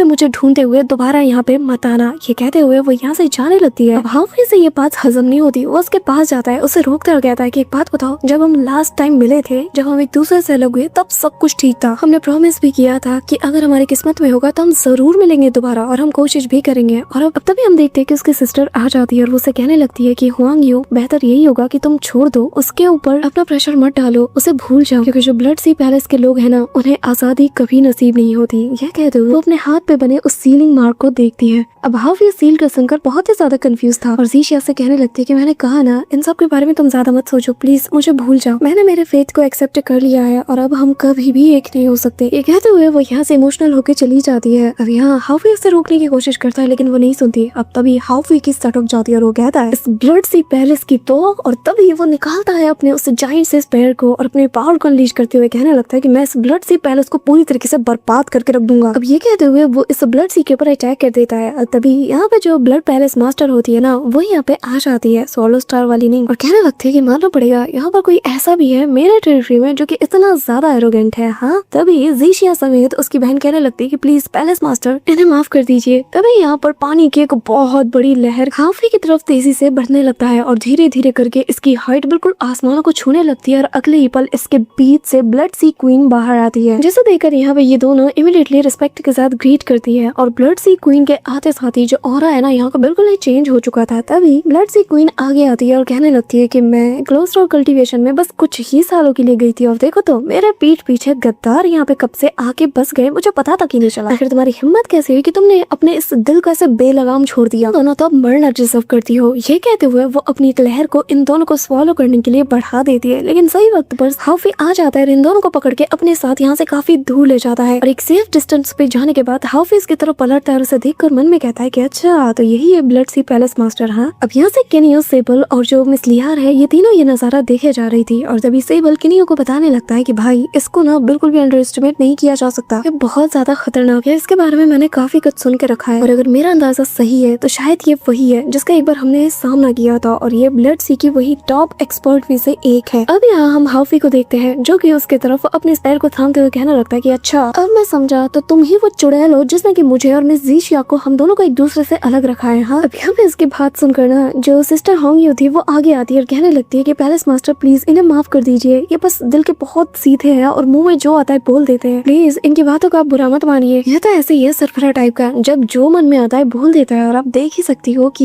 ये पूरी तरीके से इंसान भी नहीं है, मतलब आप समझ रहे हो ना। यहाँ पे जो ज़ीशिया थी ना वो काफी ज्यादा रिक्वेस्ट करती है, उसके सामने बिल्कुल गिड़गिड़ाते हुए माफी मांगती है और कहने लगती है कि प्लीज इन्हें माफ कर दीजिए, इनका इरादा ऐसा कुछ भी नहीं था कि वो आपको डिसरिस्पेक्ट करे। चुड़ैल बोला है बहन। यहाँ पे ये दोनों उसके पास काफी ज्यादा गिड़गिड़ाते हुए माफी मांगती है और कहती है कि प्लीज प्लीज माफ कर दीजिए। ये सुनकर जो ब्लड सी क्वीन थी वो कहने लगती है कि क्या माफ कर दूं, असल में उससे पहले ना तुम दोनों को अपनी फिक्र करनी चाहिए कि तुम्हारा मैं क्या अंजाम करूंगी। हाँ आखिर तुम्हें किसने इजाजत दी कि तुम लोग मेरे ऑर्डर को डिसोबे करो, मैंने तुम लोगों से कहा था, लेकिन फिर भी तुम मेरे खिलाफ गई और यहाँ तुम खुद को बचाने के बजाय उसके लिए यहाँ पर मुझसे रिक्वेस्ट कर रही हो। कितनी ज्यादा बेवकूफी बना हरकत है। ये कहते हुए वो अपनी पावर को अनलीश करती है। अब तभी यहाँ उसके चलते इन दोनों को काफी ज्यादा पेन होता है और यहाँ हाउफी को भी अंदाजा हो जाता है कि जिसे चुड़ैल कहा था वो तो चुड़ैल की भी चुड़ैल है। अब तभी ब्लड सी क्वीन यहाँ ज़ीशिया की ओर पॉइंट आउट करते हुए कहने लगती है कि तुमने एक आउटसाइडर के साथ दिल लगाया, उसे यहाँ पर लाई, और जो कि एक कैपिटल का बहुत बहुत बड़ा ऑफेंस है। तुमने ये चीज किया है और जिसका मतलब तुम्हारे साथ जिसने साथ भी दिया है वो भी इसमें बराबर का दोषी है। हाँ यो तुम्हें सब कुछ पता था, लेकिन तुमने फिर भी इसे नहीं रोका, ना ही मुझे इन्फॉर्म किया। जहाँ जाके इसे 100 of million years के लिए इसे कैद करके रख दो एक टोकन पनिशमेंट के तौर पे, जिसके बाद तुम वापस आओगी अपनी पनिशमेंट के लिए। ये कहते हुए वो अपने रिवेंज के जरिए से उससे पनिश करने के लिए आगे बढ़ती है, लेकिन हाउफी बीच में आते साथ ही उसे मार के दूर फेंक देता है और कहने लगता है कि मैं इन दोनों को अपने साथ ले जा रहा हूँ और देखता हूँ कि किस में दम है जो मुझे आज यहाँ पे रोकेगा। ये कहते हुए हाउफी अपने उस जाइंट से स्पेयर से उसके ऊपर हमला करने चाहता है, जो देख के वो स्माइल करती है और तभी वो बस यहाँ पर अपनी उंगलियों के इशारे से उसके सामने एक शील्ड को बना देती है और कहती है कितनी भी जल्दी क्या है, अभी तुम्हारी सजा तो बाकी है। यहाँ पे हाउफी उसके इम्पैक्ट से काफी दूर जा गिरता है और तभी ब्लड सी क्वीन कहने लगती है कि तुम्हारे जैसा एक मामूली सा हेवन डाइटी, उसकी इतनी हिम्मत कब से हो गई कि जो मेरे सामने इतना ज्यादा उछल रहा है। हाँ चलो तुम्हारे लिए मेरी एक अलग पनिशमेंट रेडी है। ये कहते हुए चारों ओर वो ब्लडी मिस्ट को फैला देती है, जिसके अंदर से बहुत ही ज्यादा क्रीपी से दिखने वाले काफी सारे लोग बाहर आते हैं। इन सभी के फेस और कपड़े पूरी तरीके से रेड थे, जो कि असल में सारे के सारे ब्लड स्लेव्स थे। अब तभी वो जो हेवन डाइटी का ब्लड स्लेव था उसे आजाद करते हुए यहाँ शान से अपनी थ्रोन के ऊपर बैठ जाती है और कहती है कि जाओ इसका खेल खत्म कर दो। उसका ऑर्डर पाते साथ ही दो ब्लड स्लेव्स हाउफी के ऊपर टूट पड़ते हैं, जो देखकर ज़ीशिया को उसकी काफी ज्यादा फिक्र होती है, लेकिन हाउफी इन दोनों को ना अपने एक सिंगल स्लैश रैक से ही पूरी तरीके से मिटा चुका था। ये देखते साथ ही जो ब्लड सी क्वीन थी वो भी हैरान थी और हाउफी उसके सामने उससे कहता है कि तुम्हारे पास जो कुछ भी है ना सबको मैदान में उतार दो, मैं एक एक को चुन चुन के ठिकाने लगाऊंगा और जिसके बाद तुम्हारी फिर मैं ऐसी बैंड बजाऊंगा ना कि दोबारा किसी को स्लेव बनाने का तुम सोचोगी भी नहीं। अब यहाँ ब्लड सी क्वीन हैरान थी, मन में कहती है ऐसा कैसे हो सकता है, क्या मेरी आंखें धोखा खा रही है, ये तो बस मामूली सा एक हेवन डाइटी है, तो वो इतना ज्यादा पावरफुल कैसे हो गया। लेकिन तभी उसकी नजर जाती है उसके स्पेयर पे और उसे देखते साथ ही वो उसे रिकॉग्नाइज कर लेती है और कहती है कि कहीं ये वही तो नहीं। इस दौरान आयर नाम का एक गॉड किंग उसे वो मैदान में उतार देती है और कहती है कि जाओ और जाके दिखा दो कि ब्लड सी क्वीन को डिफाई करने वालों का क्या अंजाम होता है। अब यहाँ पे ये जो गॉड किंग था ना, ये क्रीपी वे में फ्लाई करते हुए उसके पास जाता है, उसके ऊपर 2-4 हमले करता है। हाउफी बहुत इजीली डॉज करते हुए घुमा के अपना स्पेयर सीधा उसके पेट में दे मारता है, जिससे उसकी सोल भी उसकी बॉडी का साथ छोड़ने लगती है। और तभी यहाँ पे जो ब्लड सी क्वीन है वो समझ जाती है कि ये एक फर्स्ट ग्रेड का होंग मिंग लिंग बाओ है, यानी कि ग्रैंड मिस्टर ट्रेजर है। और तभी वो आयर से कहने लगती है कि इसका खेल खत्म कर दो, इसके साथ खेलना बंद करो, ठीक है, मुझे ज्यादा देर तक इंतजार मत करवाओ, उसका खेल खत्म करो और जल्द से जल्द उसके पास वो जो चीज है ना मुझे वो ला के दो। अब यहाँ पे ये जो बंदा था ना, ये इमीडिएटली अपने वेपन को घुमाते हुए हाउफी की तरफ थ्रो कर जाए, लेकिन हाउफी तो उन सभी को मार के दूर फेंक देता है और इन दोनों के बीच एक स्ट्रेट क्लैश होता है, जिसमें हाउफी अपने स्पेयर से इसके ऊपर हमला करता है। वहीं दूसरी तरफ वो बंदा भी उसके ऊपर तेज दनादन अपने स्पेयर और अपने ब्लेड दोनों से हमला करता है, लेकिन हाउफी बहुत इजीली इसे हैंडल कर रहा था। ये देखकर ज़ीशिया और होंग यू दोनों ही हैरान थे कि एक हेवन डाइटी होने के बावजूद भी वो एक ऐसे बंदे को कैसे टक्कर दे पा रहा है जो कि एक गॉड किंग लेवल की स्ट्रेंथ को पोसेस करता है। अब हाउफी लगातार बार-बार अटैक करते हुए अपना डोमिनेंस साबित कर रहा था, लेकिन फॉर द फर्स्ट टाइम जब वो उसके ऊपर पूरी तरीके से हावी होने ही वाला था और इसके बैंड बजाने ही वाला था, तभी अचानक से यहाँ पे ब्लड सी क्वीन उसे अपने टाइम फ्रीजर में पूरी तरीके से फ्रीज कर देती है और कहने लगती है कि मानना पड़ेगा आज से पहले मैंने कभी भी इतना फाइनेस्ट ट्रेजर नहीं देखा, एक फर्स्ट क्लास का ट्रेजर। हाँ, पर अफसोस की बात है कि ये तुम्हारे पास है, पर चिंता मत करो, बहुत ही जल्द ये इसके सही ओनर के पास पहुंच जाएगा, यानी कि मेरे पास। अब तभी यहाँ पे जो ज़ीशिया थी वो वापस से पैलेस मास्टर से रिक्वेस्ट करते हुए कहने लगती है कि प्लीज उसे जाने दो, उसने कुछ भी नहीं किया, प्लीज आप जाने दीजिए उसे, मैं वादा करती हूँ, मैं आप जो बोलोगी मैं वो करूंगी, आप मुझे जो सजा देना चाहती है मुझे मंजूर है। तभी यहाँ ब्लड सी क्वीन कहने लगती है कि आयर आखिर तुम्हें किसका इंतजार है, इसका खेल खत्म करो। तभी यहाँ पे जो आयर था वो आता है और आते साथ ही सीधा अपना ब्लेड उसके ऊपर चला देता है, लेकिन तभी एक लेडी के चिल्लाने की आवाज आती है और हम देखते हैं कि मिस्टर ज़ीशिया उसके अटैक के चपेट में आने से बाल बाल बच जाती है, क्योंकि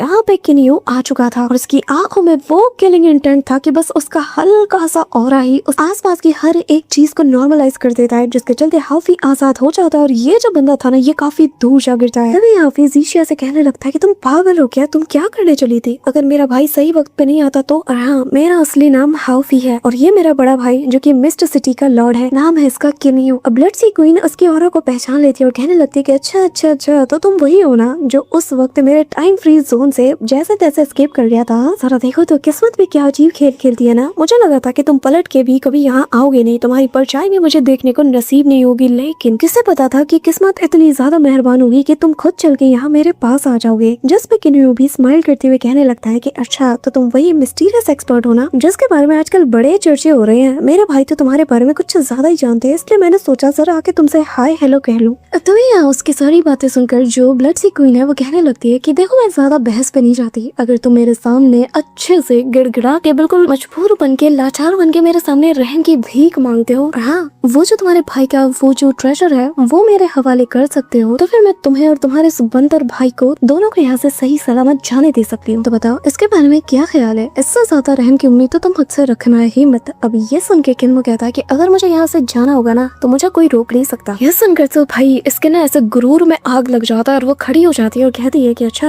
ऐसी बात है, लेकिन तुम एक सिटी लॉर्ड हो, अगर तुम यहाँ से मुंह छुपा के भागते हो तो मैं तुम्हारे एंटायरली पूरी सिटी को ही वाइप आउट कर दूंगी। तो बताओ तुम कैसे भागोगी? तुम्हारे पास तो कोई ऑप्शन है ही नहीं। सुन के किन्नी उससे कहने लगता है कि अरे इतना ज्यादा हाइपर होने की क्या जरूरत है, चलो एक शर्त लगाते हैं, हम दोनों इक्वली फाइट करेंगे, बिल्कुल फेयर इनफ। अगर तुम हार जाती हो ना तो तुम ज़ीशिया और होंग यून दोनों को उनकी आजादी दे दोगी। ब्लड सी क्वीन कहती है कि अगर मैं जीतती हूँ तो तुम उसका वो ट्रेजर मेरे हवाले कर दोगे। ये सुनकर किन्नी कहने लगता है कि अच्छा तो तुम्हारी नजर उसके स्पेयर पे है, जिस पे वो कहने लगती है कि हाँ क्यों, अगर ये मेरे पास होगा ना तो उस सेलेस्टियल वार में मुझे किसी से भी डरने की जरूरत नहीं। किन्नी उसकी बात सुनकर स्माइल करता है और कहता है कि अगर तुम मुझे हरा पाती हो ना तो मैं इसके बदले तुम्हें एक और ट्रेजर लूंगा, वो इससे भी कई गुना ज्यादा बेहतर होगा। ये सुनकर ब्लड सी क्वीन को बहुत ज्यादा गुस्सा आता है, वो कहने लगती है कि बेशरम लड़के, तुम्हें पता भी है तुम क्या बोल रहे हो? हाँ कोई होंग मिंग लिंग बाउट ट्रेजर्स ऐसी मामूली चीज है क्या कि तुम परचूनी की दुकान से खरीद के लाओगे? और ना ही तुम मुझे किसी एंगल से एक क्राफ्टमैन लगते हो कि तुम एक फर्स्ट ग्रेड के ट्रेजर को प्रोड्यूस कर पाओगे। ये कहते हुए वो अपने स्पेयर को निकाल कर किनियो के ऊपर टूट पड़ती है। अब यहाँ किनियो भी उसे एक अपने आइस मिनिएचर वर्ल्ड के अंदर पूरी तरीके से ट्रैप कर लेता है, जिसके चलते वो काफी ज्यादा फ्रस्ट्रेट हो जाती है और आसपास की वॉल में अटैक करते हुए कहने लगती है कि तुम मुझे ट्रैप करना चाहते हो, मैं ब्लड सी क्वीन हूँ, मुझे ट्रैप करना इतना आसान भी नहीं। ये कहते हुए वो एक वॉर्टेक्स को बनाती है और तभी अचानक से वो एक टॉर्नेडो को शेप ले लेता है और पूरे के पूरे इस मिनिएचर वर्ल्ड को डिस्ट्रॉय कर देती है। जो देखकर तो अपना किनियो भी काफी ज्यादा सरप्राइज था कि इसने इतनी आसानी से इस चीज को तोड़ दिया और अब वो फ्रीली यहाँ पे घूम पा रही है। तभी वो उस जायंट से टॉर्नेडो को किनियो के ओर बढ़ा देती है और कहने लगते हैं कि लड़के अब तो मरने वाला है, लेकिन किनियो भी अपने एक आइस शील्ड को क्रिएट कर देता है, पर जैसे ही दोनों क्रैश करते हैं उसका शील्ड वहीं पे कोलैप्स कर जाता है और जिसके इम्पैक्ट के चलते किनियो को यहाँ से थोड़ा दूर हटना पड़ता है। अब यहाँ पे ब्लड सी क्वीन तो काफी ज्यादा खुश हो रही थी, खुद की मन ही मन तारीफ करते हुए कहने लगती है कि क्या हुआ, बस इतना ही दम है तुम्हें? जिस पे किनियो कहता है कि अरे ये तो मेरा वार्म अप था। ये कहते हुए किनियो अपने स्पेयर और ब्लेड को बाहर निकालता है और किनियो को ऐसे एक और फर्स्ट ग्रेड के ट्रेजर को बाहर निकालता हुआ देखकर इसकी आंखें ऐसे चकाचौंध हो जाती है। वो कहने लगती है कि आखिर ये कैसे पॉसिबल है, इतने कैजुअली ये फर्स्ट क्लास के ट्रेजर्स को कैसे निकाल रहा है अपने पास से। अब तभी यहाँ वो एक इशारे से ही अपने जायंट से ट्राइडेंट को पानी के अंदर से बाहर निकालती है और ये जो ब्लड ट्राइडेंट था ये इतना ज्यादा मैसिव था कि किनियो की जगह कोई और होता ना तो वो कभी भी इससे पंगा लेने का सोचता भी नहीं। तभी किनियो की तरफ वो उस ट्राइडेंट को बढ़ा देती है, पर किनियो एक अटैक से ही उसके ट्राइडेंट को वापस से पानी के अंदर भेज देता है, जो देखकर ब्लड सी क्वीन कहती है कि मानना पड़ेगा मुझसे गलती हुई कि मैंने तुम्हें कम आंका, तुम इस लायक हो कि मैं तुम्हें मेरी अनडाइंग बॉडी को दिखा पाऊं जो कि मैंने इस ब्लड सी से फॉर्म किया है। तभी वो ये कहते साथ ही पानी के अंदर चली जाती है और उसका एक जाइगेंटिक फॉर्म बाहर आता है जो कि पहले से कई गुना बड़ा था। अब यहाँ वो अपने मुंह से एक एनर्जी बॉल थ्रो करती है किनियो की तरफ और किनियो भी यहाँ पे बहुत ज्यादा शातिर था और वो हुआलियान क्लोन को बाहर निकालता है, जो देखकर यहाँ वो भी सरप्राइज थे और कहने लगते कि तो क्या हुआ, तुम्हारे पास एक और क्लोन है, फिर भी तुम मुझे नहीं हरा सकते। अब ये कहते हुए दो मल्टीपल स्वॉर्ड स्ट्राइक वो किनियो और उसके क्लोन दोनों की तरफ थ्रो कर देती है, जिससे दोनों बहुत इजीली बच जाते हैं। लेकिन तभी वो यहाँ पर एक ट्राइडेंट शावर को इसके ऊपर पूरी तरीके से छोड़ देती है और काफी सारे जो मल्टीपल ट्राइडेंट क्लोन्स थे वो इनके ऊपर हमला करने लगते हैं, जिससे कि दोनों में से जो एक किनियो था, अब कौन सा क्लोन है कौन सा असली ये मुझे भी नहीं पता, लेकिन एक बंदा हिट हो जाता है और पानी के अंदर जा गिरता है, जैसे कि यहाँ ब्लड सी क्वीन अपने हाथों में ऐसे पकड़ लेती है और बिल्कुल मुट्ठी बनाते हुए उसे मसलने वाली थी, लेकिन जैसे जैसे वो अपने उंगलियों को ऐसे फोल्ड कर रही थी ना, ऐसे बड़े बड़े वॉल्स की तरह किनियो के ऊपर अंधेरा छाने लगता है। पर किनियो के फेस पे एक स्माइल था, जैसे कि ये उसके प्लान का हिस्सा हो, और अगले ही पल वो अपनी मुट्ठी को बंद कर लेती है, जो देखकर तो वो काफी ज्यादा खुश थी कि फाइनली वो इस मुकाबले को जीत गई। लेकिन किनियो यहाँ पहले तो अपनी पावर का यूज करते हुए उसके फिंगर्स को पूरी तरीके से ब्लॉक करते हुए जमा देता है और फिर मुक्का मार के उसे डिस्ट्रॉय करते हुए बाहर आ जाता है और वही सारे आइस पार्टिकल्स का यूज करते हुए वो सीधा इसके ऊपर हमला कर देता है। अब यहाँ पे किनियो की मेन बॉडी ये सारा नजारा देख रही थी। ब्लड सी क्वीन अपने पास एक बैरियर को बना लेती है और कहने लगती है कि दिखते बड़े पिद्दू से हो, लेकिन लगा नहीं था इतने स्ट्रॉन्ग हो गए। ठीक है फिर अब मुझे भी इसमें मजा आ रहा है, दिखा दो कि आखिर तुम्हारे अंदर कितना दम है। अब तभी यहाँ किनियो अपने काफी सारे आइस क्रिस्टल्स को एज अ स्वॉर्ड में कन्वर्ट करते हुए उसके तरफ थ्रो कर देता है। तभी किनियो की मेन बॉडी जो थी ना वो आइस पावर का यूज करते हुए इस पूरे के पूरे सी को ही फ्रीज कर देती है और इसके आसपास आइस से बना हुआ एक बहुत बड़ा सा नुकीला केज उसके लिए बना देता है, जिसके अंदर वो पूरी तरीके से फंस चुकी थी। लेकिन ब्लड सी क्वीन भी कम नहीं थी, वो अगले ही पल इसे तोड़ते हुए किनियो के ऊपर अपने ट्राइडेंट से हमला कर देती है। लेकिन किनियो भी कम नहीं था, वो उसके क्लोज जाने की कोशिश करता है और अब इनके बीच क्लोज कॉम्बैट शुरू हो चुका था, जहाँ किनमो उसके ऐसे जॉइंट्स में मारता है ना कि इसे पता भी नहीं चलता और एक single strike and then boom, इसकी पूरी की पूरी ये massive body on the spot collapse कर जाती है और तभी किनियो का जो क्लोन था ना वो भी डिसअपीयर हो जाता है। इस दौरान यहाँ पे जो ब्लड सी क्वीन थी वो वापस अपनी रियल बॉडी में अपीयर होती है और हंसते हुए कहने लगती है कि वैसे मानना पड़ेगा तुम्हारा ये जो क्लोन है ये कुछ ज्यादा स्पेशल नहीं है, लेकिन हाँ किनियो मैं एक बात तो समझ गई कि तुम वाकई में बहुत ज्यादा एक्स्ट्राऑर्डिनरी हो। पर फिर भी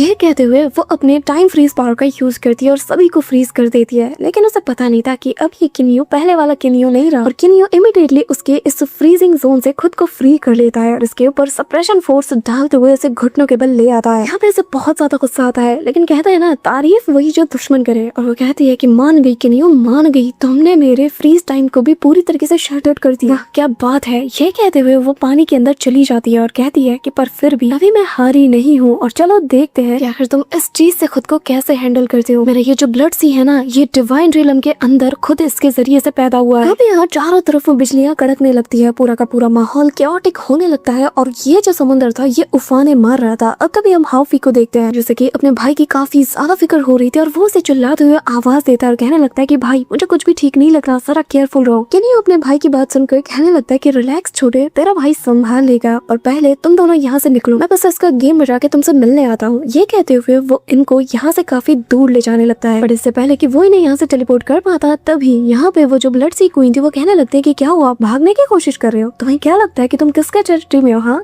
ये मेरा ब्लड सी टेरिटरी है जिसे मैं ओन करती हूँ, मैं ब्लड सी पैलेस की मास्टर हूँ। तुम्हें ब्लड सी पैलेस के रिस्ट्रिक्शन सील्स का शायद पता नहीं, तुम यहाँ से इन्हें कभी भी बाहर नहीं ले जा सकते और हाँ अगर मैं चाहूँ ना तो मैं अपने एक थॉट से ही इन सभी को यहाँ पे खत्म कर सकती हूँ। यहाँ पे ये सुनकर तो अब सभी पैनिक कर जाते हैं सिवाय किनियो के और वो मन में सोचने लगता है और कहता है कि इसकी मेन बॉडी और कुछ नहीं बल्कि ये पूरा का पूरा ये सी ब्लड है, जिसका मतलब इसे डिस्ट्रॉय कर पाना बहुत ही ज्यादा मुश्किल होने वाला है, ऑलमोस्ट नामुमकिन जैसा। और इससे पहले कि मैं इन्हें डिस्ट्रॉय कर पाऊँ मुझे पूरा यकीन है हाउफी पे शायद इसका रिस्ट्रिक्शन काम ना करे, लेकिन इन दोनों को वो मार सकती है और ये बहुत बड़ा खतरा हो सकता है, मैं इतना बड़ा खतरा नहीं ले सकता। तभी वो चिल्लाती हुई कहने लगता है ब्लड सी क्वीन अभी के भी वही रुक जाओ, जिससे वो कहती है कि क्या तुमने मुझे ऑर्डर दिया, पर क्यों, मैं तुम्हारी बात क्यों सुनूं। चलो ठीक है, लगता है कि तुमने अपना माइंड चेंज कर लिया और अब तुम इन्हें यहाँ से भगाने नहीं वाले, और अब जबकि तुम मुझसे आगे फाइट नहीं करना चाहते ठीक है फिर वो जो ट्रेजर है ना फर्स्ट क्लास का चुपचाप उसे मेरे हवाले कर दो, लाओ लाओ दो चिंता मत करो, मैं अपने वादे की बहुत ज्यादा पक्की हूँ, लेकिन इससे पहले कि मेरा इरादा बदल जाए चुपचाप गिव अप कर दो। तभी यहाँ पर एक आवाज सभी को सुनाई देती है और जो कि यहाँ ब्लड से क्वीन से कहने लगता है कि शिवयुन प्लीज मेरे खातिर तुम किनियो और हाउफी इन लोगों को यहाँ से जाने दो, इन्हें छोड़ दो, बस बहुत हो गया, यहीं पे रुक जाओ। अभी यहाँ पे इस बंदे की आवाज सुनते साथ ही जो ब्लड सी क्वीन है वो इमीडिएटली पानी के बाहर आने लगती है और यहाँ इसके फेस का रिएक्शन ही बताने लगता है कि ये बंदा जो भी था जिसकी आवाज इसने सुनी ये इसके लिए मैटर करता है। वो उसकी ओर देखते हुए एक ऐसा डेड एक्सप्रेशन देती है कि मैं तुम्हें क्या ही बताऊं, और फिर कहने लगती है कि क्या इतने सालों बाद, और फिर वो लगातार एक टक उसकी ओर यानी कि ऊपर की ओर देखते हुए कहने लगती है कि इतने वक्त बाद, इतने साल इंतजार करने के बाद तुम्हारे पास यही अल्फाज थे कहने को, वो भी मुझसे, इतने अरसा तुमने मुझसे इंतजार कराया बस इन्हीं अल्फाज के लिए, क्या तुम्हारे पास इसके अलावा कहने को कुछ भी नहीं है। कितने नाइंसाफी कर रहे हो तुम, हाँ मेरे साथ ऐसा कैसे कर सकते हो। अब अगले ही पल वो कुछ कहने वाली थी पर तभी वो चुप हो जाती है और मन में कहने लगती है कि शायद अभी मेरा वक्त नहीं आया, और फिर वो उदास होते हुए किनियो की तरफ पलटती है और कहती है किनियो आज के बाद जब तक तुम मेरे टेरिटरी और मेरे मामले में इंटरफेयर नहीं करते तब तक मैं ज़ीशिया और होंगयुन इन दोनों के मामले में बिल्कुल भी दखल अंदाजी नहीं करूंगी, लेकिन इसे मेरी रहमदिली मत समझना, जो बंदा तुम्हारे पीछे है वो काफी ज्यादा स्पेशल है और आज तुम्हारा लकी दिन है इसीलिए तुम बच पा रहे हो, और हाँ अपनी भलाई चाहते हो तो कभी भी मेरी हद को लांघने की कोशिश तो बिल्कुल भी मत करना। ये कहते हुए वो सामने एक पोर्टल को बनाती है, फिर उसके अंदर एंटर होते हुए यहाँ से गायब हो जाती है। अब यहाँ जैसे ब्लड सी क्वीन यहाँ से डिसअपीयर होती है तो अचानक से मिस ज़ीशिया और होंगयुन इन दोनों के हाथ में इन्हें कुछ फील होता है और जैसे ये देखती है तो वो जो सील मार्क बना था ना वो धीरे धीरे करके अचानक से चेंज होने लगता है, जो देखकर वो दोनों भी काफी ज्यादा हैरान हो जाती है और अगले ही पल ये पूरी तरीके से फेड हो चुका था और गायब हो जाता है, जैसे कि मानो कि आज से पहले यहाँ पर कभी कोई सील मौजूद ही नहीं था। तभी हाफिज से पूछने लगता है कि क्या हुआ, सब ठीक है ना, जिससे वो काफी ज्यादा खुश होते हुए कहने लगती है कि यकीन नहीं करो कि हमें हमारी आजादी मिल चुकी है, ये सील गायब हो चुका है। ये सुनकर तो हाफी को यकीन नहीं होता और वो अपने भाई यानी कि किनियो से कहता है कि भाई भाई मेरे पल्ले कुछ भी नहीं पड़ रहा, मुझे बताओ आखिर चल क्या रहा है। आखिर उस चुड़ैल मेरे मतलब वो ब्लड सी क्वीन उसका दिमाग बदल कैसे गया? ऐसा तो बहुत शाड़ी बन रही थी, अचानक से इसका माइंड चेंज कैसे हो गया? अभी तो वो हमें मिटाने वाली थी ना, सबको खत्म करने वाली थी। किन्मो थोड़ी देर चुप रहता है, माहौल को समझने की कोशिश करता है और बस इतना कहता है कि फिलहाल के लिए मैं बस इतना कहना चाहता हूँ कि इस वक्त तो मुझे भी इसका जवाब नहीं पता, लेकिन अब जबकि उसने इन दोनों को आजाद कर दिया है तो तुम्हें भी फिक्र करने की जरूरत नहीं है और ज्यादा सोचो मत। अब ये सुन के हाफी काफी ज्यादा खुश हो जाता है। वो तो खुशी के मारे यहाँ अजीशिया को हक करना चाहता था, लेकिन बस उसके कंधे पे से उसे टाइटली होल्ड नहीं कर पाता है, जो देखकर किन्मो हंसते हुए कहता है, अब गाइस किन्मो और किन्यू में कंफ्यूज मत होना, मैं बहुत सी सीरीज करती हूँ तो हो जाता है यार, किन्यू का किन्मो है, तुम लोग समझोगे। तो यहाँ पे किन्यू कहने लगता है कि ओहो मामला तो काफी दूर तक पहुँच चुका है। हाँ भाई कब बता रहे हो, मुझे हर एक चीज डिटेल में जाननी है, कहाँ कब कैसे शुरू हुआ। अब तभी सीन शिफ्ट होता है और हमें किन्यू के मेंशन का सीन दिखाया जाता है, जहाँ माहौल काफी अच्छा लग रहा था, सब कुछ नॉर्मली गुजर रहा था और जब हम यहाँ पे मास्टर ली और किन्यू दोनों को देखते हैं जो कि एक दूसरे से बातचीत कर रहे थे। और किन्यू यहाँ अब तक जो कुछ भी हुआ कि कैसे वो हाफी से मिला, ब्लड सी क्वीन का सामना हुआ और उनके बैटल में एक सीनियर की आवाज आई जिसने की सब कुछ रोक दिया, ये सारी चीजें वो मास्टर जी के सामने पूरी तरीके से रिवील कर देता है और बताने लगता है कि जब मैं इससे फाइट कर रहा था ना, मैंने एक चीज नोटिस की, जितना ज्यादा मैं इसके साथ इंटेंस बैटल में इन्वॉल्व हो रहा था उतना ही ज्यादा इसकी पावर इंक्रीज होती जा रही थी और वो आशुरा गॉड किंग से बिल्कुल भी कमजोर नहीं है, बल्कि वो तो शायद उनसे भी ज्यादा स्ट्रॉन्ग है। ये सुनकर मास्टर ली इससे कहने लगते हैं कि हाँ बिल्कुल हो सकता है, क्योंकि शायद तुम भूल रहे हो कि वो किस जनरेशन से बिलोंग करती है और वैसे भी वो एक ऐसे रेस का हिस्सा बनने जा रही है जिसमें बस ब्रूटल बैटल है और जिसके लिए तुम्हें अगर सरवाइव करना है तो तुम्हें बहुत ज्यादा स्ट्रॉन्ग बनना होगा। सेलेस्टियल का रेस बहुत ही ज्यादा ब्रूटल होता है, एक ऐसा रेस जहाँ पर हर दूसरा अपोनेंट पहले से ज्यादा कई गुना ताकतवर होता है, तो जाहिर है तुम्हें तो स्ट्रॉन्ग बनना ही होगा ना। वैसे मैं खुश हूँ कि तुम इस रेस का हिस्सा नहीं हो, क्योंकि यहाँ पर एक से बढ़कर एक पावरफुल अपोनेंट्स अपीयर होते रहते हैं, ऐसे अपोनेंट जो कि सदियों से बस इसी एक वॉर के लिए तैयार होते आ रहे हैं। इनके पास कैसे कैसे ट्रेजर्स होंगे इसका तुम अंदाजा भी नहीं लगा सकते। अब ये बातें सुनकर किन्यू हंसने लगता है और कहने लगता है कि वैसे मास्टर ली मुझे एक बात पूछना था, क्या आपको थोड़ा भी आइडिया है कि ब्लड सी क्वीन का आखिर ओरिजिन क्या है? क्या आप इसके बारे में कोई भी नॉलेज रखते हैं? ये सुनकर किन्यू से वो कहने लगते हैं कि वैसा तुमने ये सवाल मुझसे क्यों किया? जिस पे वो कहने लगता है कि मैंने आपको बताया ना कि लास्ट में क्या हुआ, इसी के चलते उनका क्या ओरिजिन है इसमें मेरा इंटरेस्ट जा रहा है और मैं जानना चाहता हूँ, क्योंकि मुझे लगता है कि कहीं ना कहीं फ्यूचर में हमारा दोबारा सामना हो सकता है। ये कहते हुए वो उनसे वापस से रिक्वेस्ट करता है, जिसपे मास्टर ली कहने लगते हैं कि चिंता मत करो, अगर फ्यूचर में ऐसा कुछ होता है ना तो इस बार हम इसके लिए तैयार रहेंगे। और दूसरी बात, जहाँ तक मुझे लगता है ये जो ब्लड सी क्वीन है ना, शायद मेरे ख्याल से शुयून हो सकती है, जो कि असल में जो अनफेटरेड गॉड किंग है उनके साथ थी। इनके बारे में तो हर कोई जानता था, शायद जो मैं सोच रहा हूँ अगर वाकई में ये वही है तो जैसा कि लास्ट सेलेस्टियल बैटल में हुआ था, एक ऐसी दुर्घटना जो कि होनी नहीं चाहिए थी, जिसमें काफी सारे लोगों ने अपनी जान गंवा दी और वो भी एक मामूली से ट्रेजर के लिए, एक ऐसा ट्रेजर जिसके लिए इतना बड़ा बैटल हुआ कि ऑलमोस्ट 80% से लोग अपनी जान से हाथ धो के बैठे थे। और जब